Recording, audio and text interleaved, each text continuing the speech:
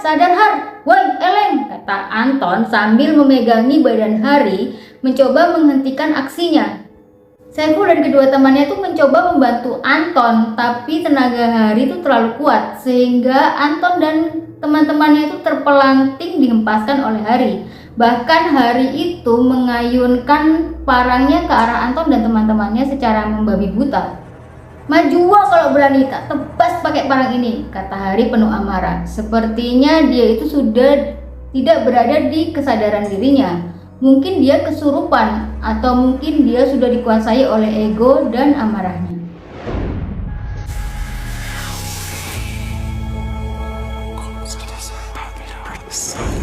Assalamualaikum warahmatullahi wabarakatuh. Terima kasih ya buat kamu yang udah balik lagi ke channel ini.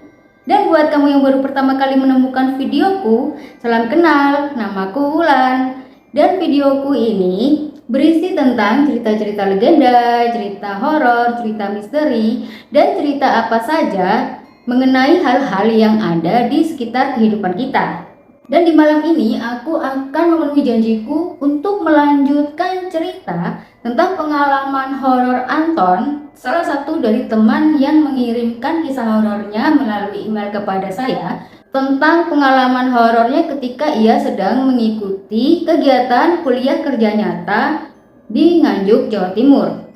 Buat kamu yang belum tahu atau belum nonton cerita sebelumnya, kamu bisa klik videonya di kolom deskripsi. Nanti aku sertakan link video sebelumnya ya. Oh ya, sebelumnya aku mau berterima kasih buat kalian yang sudah support channel aku. Dan buat kamu yang baru pertama kali menemukan videoku, jangan lupa dukung terus channel ini supaya aku bisa terus menceritakan apapun yang ada di kehidupan kita yang mungkin kamu belum tahu atau mungkin kamu belum pernah dengar. Jangan lupa untuk subscribe, like, komen, dan nyalakan notifikasi loncengnya supaya kamu nggak ketinggalan cerita-ceritaku ya. Dan di video sebelumnya itu diceritakan kalau si Anggun itu sedang nungguin Lia yang lagi mandi. Nah, kamar mandinya tempat mereka menginap selama KKN itu kan kamar mandinya di luar rumah. Nah, karena si Anggun itu kasihan lihat Lia yang kedinginan karena habis kehujanan malam-malam, makanya dia nemenin si Lia untuk mandi. Dan waktu itu diceritakan kalau memang saat itu suasana itu lagi kerasa nggak enak banget. Bahkan si Anggun itu sempat beberapa kali seperti ngerasa ada kehadiran sosok lain di tempat dia berdiri. Dan pada saat itu diceritakan juga kalau si Anggun itu shock berat ketika dia tuh melihat dari parit kecil yang berasal dari saluran air kamar mandi itu mengalir darah segar yang baunya anyir dan busuk.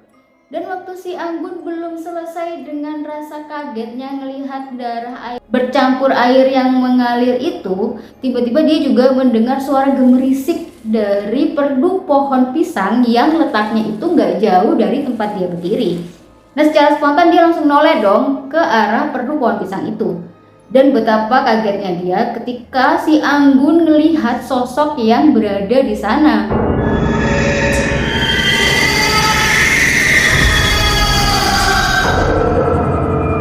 Di antara rumpun pohon pisang itu, di bawah cahaya bulan yang temaram, Anggun tuh ngeliat gak cuma satu, tapi ada 5 pocong yang berdiri menatapnya dengan pandangan tajam, dengan wajah yang menghitam mengerikan, dengan luka bakar dan bekas darah yang mengering. Semuanya itu menatap dia dengan sorot mata yang tajam. Anggun tuh spontan berteriak sekuat tenaga dan mukul-mukulin bilik pintu kamar mandi tempat sedia mandi tadi. Lia, tolong Lia, buka pintunya Lia, aku takut, di luar ada pocong, kata si Anggun teriak-teriak begitu.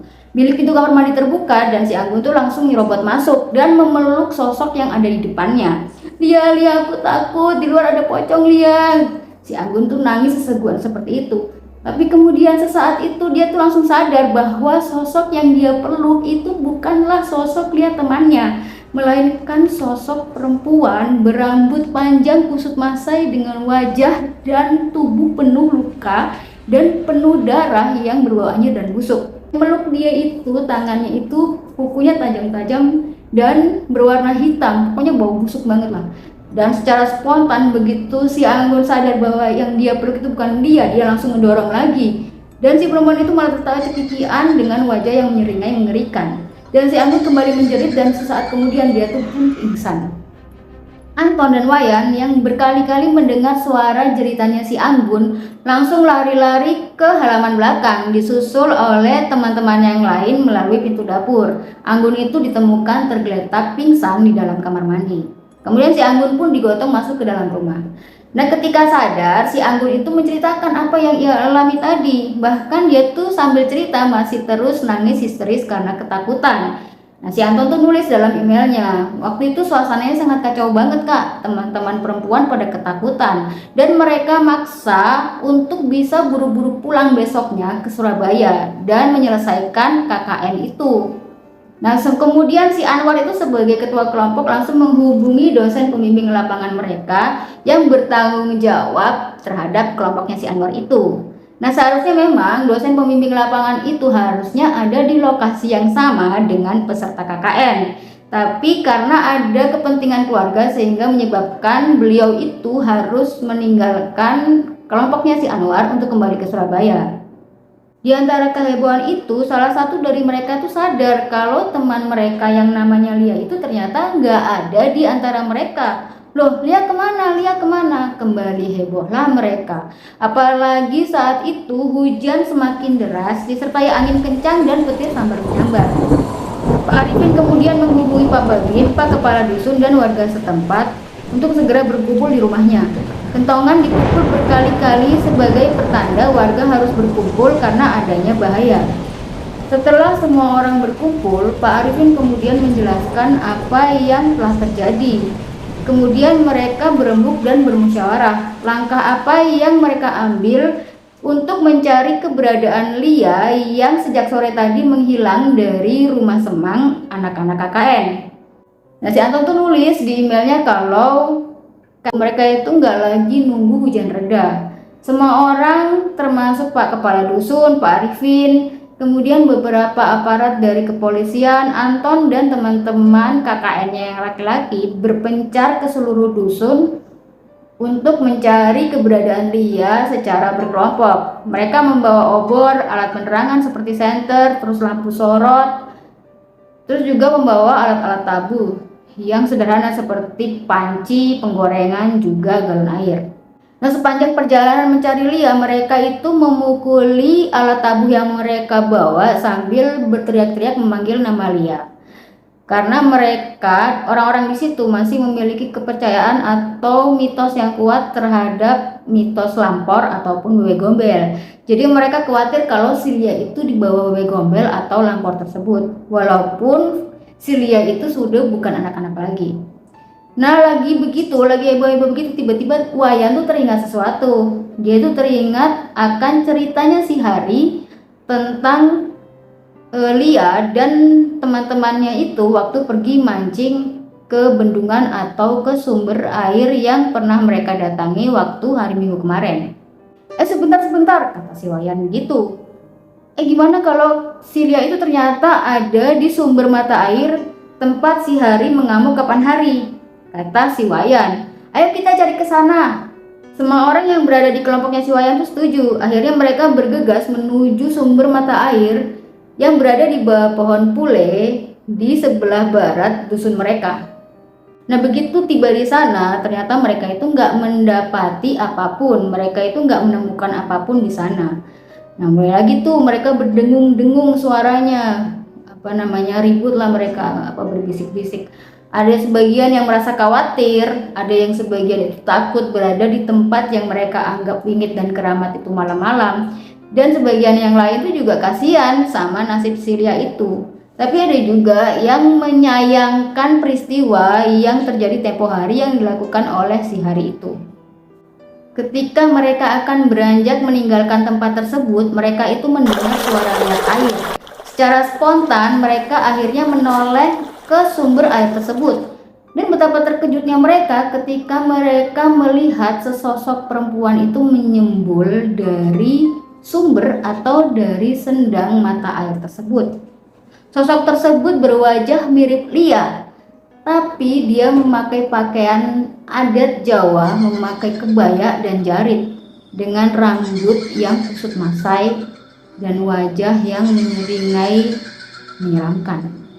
Kowe kabeh goleki Cahayu iki to? Suara sosok perempuan itu.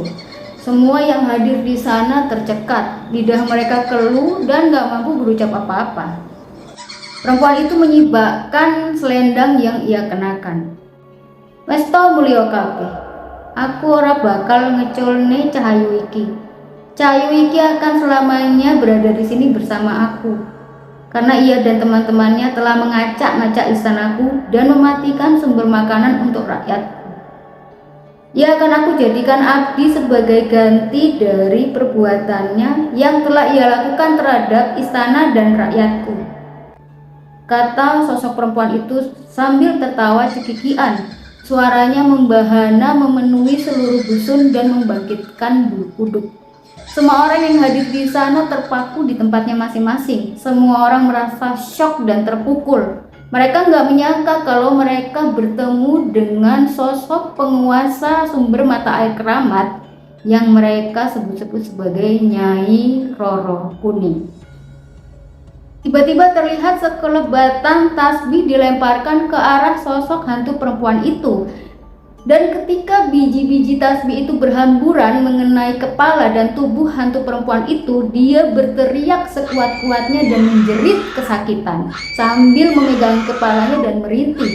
Suaranya menggelegar bersahut-sahutan dengan suara petir yang saling sambar-menyambar sampai ke seluruh dusun. Kowe ora berhak memperlakukan anak itu seenakmu sendiri. Selama ini kalian bangsa lembut dan leluhur kami bangsa manusia sudah membuat perjanjian untuk tidak saling mengganggu dan hidup berdampingan dengan damai. Anak yang kau tawan itu bukan berasal dari sini, dia berasal dari tempat jauh. Kowe ora berhak menawan Sukmane. Seru Mbah Suro nyaring sambil menunjuk-nunjuk perempuan itu. Ternyata Mbah Suro udah berada di antara mereka. Hantu perempuan itu masih menjerit-jerit kesakitan. Kemudian tiba-tiba hari itu berlari ke tempat di antara Mbah Suro dan si sosok hantu perempuan itu. Lalu kemudian si Hari ikut-ikutan berteriak. Tapi kali ini suaranya seperti bukan suaranya si Hari, melainkan suara berat menggelegar yang sesekali disertai dengan suara geraman dan auman seperti layaknya suara harimau. Aku sing mau geger, aku sing babat desa iki biyen. Desa iki sak kabeh sing ana nang desa iki dadi tanggung jawabku. Dadi kowe Nyai Roro Kuning, kowe ora berhak nglarani apa maneh nganti nyekap Sukmane anak turunku. Suara Hari itu menggelegar sambil dia itu merunduk dan tangannya itu mengais-ngais tanah seperti seekor harimau yang hendak menerkam mangsanya. Dan sosok hantu perempuan yang kesakitan itu kembali menggelegar suaranya. Dia masih kekeh nggak mau mengembalikan jasad ataupun Sukmanya Selia karena dia masih nggak terima dengan apa yang telah dilakukan Hari dan teman-temannya termasuk Selia ketika mereka memancing di sumber air tersebut. Yang tentu nulis di emailnya. Dia bilang dari situlah semua baru terkuak. Kalau ketika si Hari dan teman-temannya termasuk Selia itu pergi memancing di sumber mata air tersebut, mereka itu nggak cuman ngacak-ngacak sesajen yang ada di sana. Bahkan katanya Selia itu sempat makan ayam panggang utuh yang dijadikan sesajen, mematah-matahkan dupa yang masih menyala, kemudian menginjak-injak aneka umbo rampai sesajen dan mengeluarkan kata-kata hinaan dan kata-kata tantangan pada penghuni sumber mata air tersebut sebagai bentuk ketidakpercayaan mereka terhadap hal-hal mistis di tempat itu, juga sebagai bentuk bahwa mereka itu merasa sosok atau mereka sebagai manusia itu posisinya lebih tinggi dibandingkan penghuni sumber mata air tersebut. Mereka tuh ngerasa bahwa mereka itu sebagai manusia, mereka itu adalah makhluk yang paling sempurna, yang paling utama jika dibandingkan dengan makhluk-makhluk seperti sosok jin dan lelembut. Akhirnya Mbah Suro meminta maaf kepada sosok yang merasuki jasadnya Selia, yang selama ini mereka sebut-sebut atau mereka kenal dengan sebutan Nyai Roro Kuning, yang mereka percaya juga sebagai kaki tangan atau makhluk kepercayaan dari Nyi Roro Blorong yang dipercaya orang-orang Jawa sebagai penguasa perairan darat seperti sungai, kemudian sumber mata air, rawa, dan juga danau.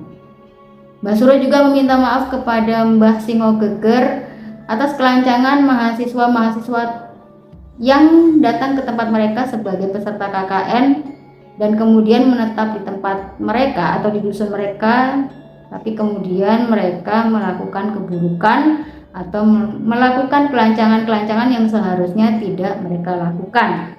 Eyang Singo Geger ini mengancam kepada Nyai Roro Kuning jika ia masih ngotot nggak mau melepaskan jasad ataupun sukmanya Silia, maka ia dan bala tentaranya yang juga bangsa lelembut akan menghancurkan Nyai Roro Kuning berikut istana dan rakyatnya semua. Dan ternyata Nyai Roro Kuning itu masih kekeh, dia tuh nggak mau ngelepasin jasad ataupun jiwanya si Lia itu.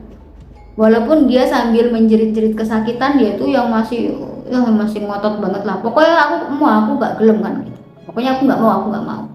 Sampai kemudian dia bilang, aku akan memanggil junjunganku untuk istilahnya kayak mengadukan apa yang ia alami.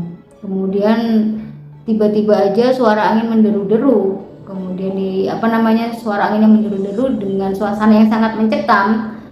Muncullah sosok yang selama ini ditakuti oleh banyak orang, atau mungkin juga ada yang takut, ada yang memuja ya, yang kita kenal sebagai sosok dari Nyi Roro Blorong yang wujudnya kata si Anton waktu itu berwujud manusia tapi dengan tubuh atau kulit yang sisiknya seperti ular. Ya aku nggak bisa bayangin sih wujudnya seperti apa, tapi kayaknya aku denger itu aku udah merinding ya. Maksudnya kalau mungkin waktu itu aku ada di situ mungkin aku langsung pingsan kali ya gitu. Kemudian Nyi Roro Blorong itu berkata gini, aku akan melepaskan jasad atau jiwa dari anak itu, tapi dengan syarat pada saat bulan purnama penuh, ia meminta seluruh warga itu untuk bersama-sama menanam 9 pohon pule di sekitar sumber mata air tersebut, yang ia sebut sebagai sumber pangan atau sumber makanan dari bangsa mereka. Ya nggak tahu ya sumber makanannya kayak gimana, nggak tahu. Ya pokoknya intinya seperti itu. Pokoknya dia minta supaya pada saat bulan purnama penuh itu warga itu datang ke situ untuk menanam 9 pohon pule. Dan permintaan yang lain adalah dia meminta warga itu mengundang penari-penari tayub untuk diadakan semacam acara pesta dengan tradisi memanggil penari-penari tayub untuk menari di sumber mata air tersebut sebagai permohonan maaf dari penduduk desa ataupun dari anak-anak yang melakukan kesalahan itu kepada bangsa lelembut, juga termasuk kepada dirinya Nyi Roro Blorong dan juga Nyai Roro Kuning. Dan mendengar itu Mbah Suro pun menyetujui. Mbah Suro dan perangkat dusun yang lain menyetujui. Bahkan sesepuh dari dusun mereka yang disebut sebagai atau yang mereka sebut sebagai Eyang Singo Geger juga setuju dengan apa yang diminta oleh Kanjeng Nyi Roro Blorong tadi. Akhirnya seluruh warga termasuk perangkat dusun, kemudian Mbah Suro dan Hari kembali ke dusun, kemudian untuk mempersiapkan apa yang menjadi syarat yang diminta oleh bangsa lelembut tadi untuk mengembalikan jasad dan jiwanya Silia. Setibanya di rumah semang mereka, ternyata dosen pembimbing lapangannya itu sudah datang. Dan dosennya itu bengong ketika mahasiswa bimbingannya juga Pak Arifin menceritakan apa saja yang telah menimpa Hari, Anggun dan juga Lia. Dia tuh seperti nggak mau mempercayai apa yang dia dengar, tapi dia harus percaya karena orang yang menceritakan itu semua melihat dengan mata kepala mereka sendiri. Dan juga orang tua Silia, bapak ibu dan kerabatnya itu langsung berangkat dari Surabaya malam itu juga menuju ke lokasi tempat anak mereka KKN karena mereka sangat khawatir dan sangat takut kehilangan Silia, anak mereka satu-satunya. Orang tua Lia itu juga membawa pemuka agama yang mereka percaya bisa membantu menemukan jasadnya Silia dan juga mengembalikan jiwanya Lia itu seperti sedia kala.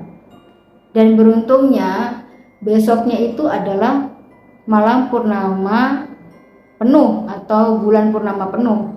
Karena itu malam itu mereka nggak tidur dan mempersiapkan syarat-syarat yang akan atau yang sudah diminta oleh bangsa lelembut tadi.